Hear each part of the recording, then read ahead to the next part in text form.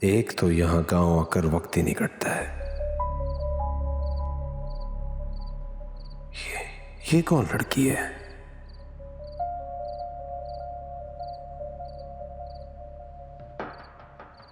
सुभान अल्लाह, बड़ी हसीन लड़की है, कुछ मुख्तलिफ से।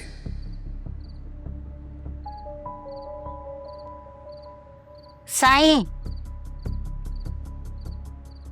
छोटे साईं जी। आपको बड़े साईं अपने किताबों वाले कमरे में बुला रहे हैं। आप चलो, मैं आता हूं। अच्छा।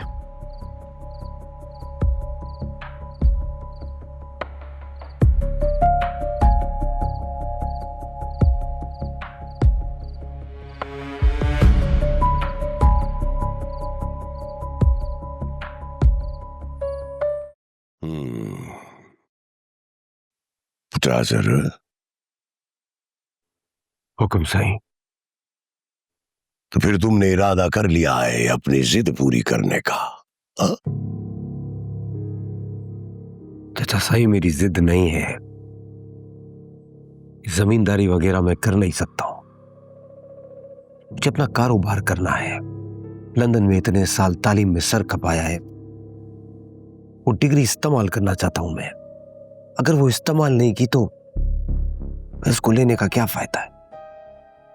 खैर, डिग्री और तालीम जो है वो कभी भी बेफायदा नहीं हो सकते। अगर कोई काम में लाना चाहे तो इस इलाके में तुम्हारी तालीम की बहुत जरूरत है, मगर तुम समझते नहीं हो। करोगे वही जो तुमने ठान लिया है।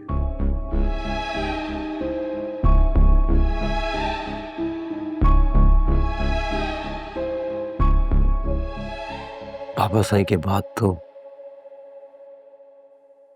आप ही थे चाचा साईं,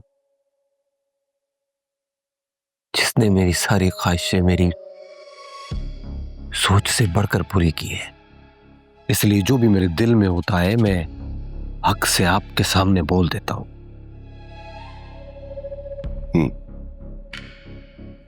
फिर क्या सोचा है तुमने? चाचा साईं, मैंने शहर में एक घर और दफ्तर का बंदोबस्त कर लिया है। अगले हफ्ते तक शिफ्टिंग भी मुकम्मल कर लूंगा। तुम शहरजार तो रहे हो, लेकिन अगर तुम्हारा यह तजुर्बा कामयाब ना हुआ तो तुम्हें वापस आना होगा इसी इलाके में। चाचा साईं, मैं आपको अपनी जबान दे चुका हूं, इससे तो कभी नहीं मुकरूंगा। ये तो अच्छी बात है कि तुम वादा निभाना जानते हो। ये खसलत तुम में खानदानी तो है ही, मगर इस मिट्टी का भी असर है। नहीं चाचा साईं, ये सब मैंने तो आपसे सीखा है।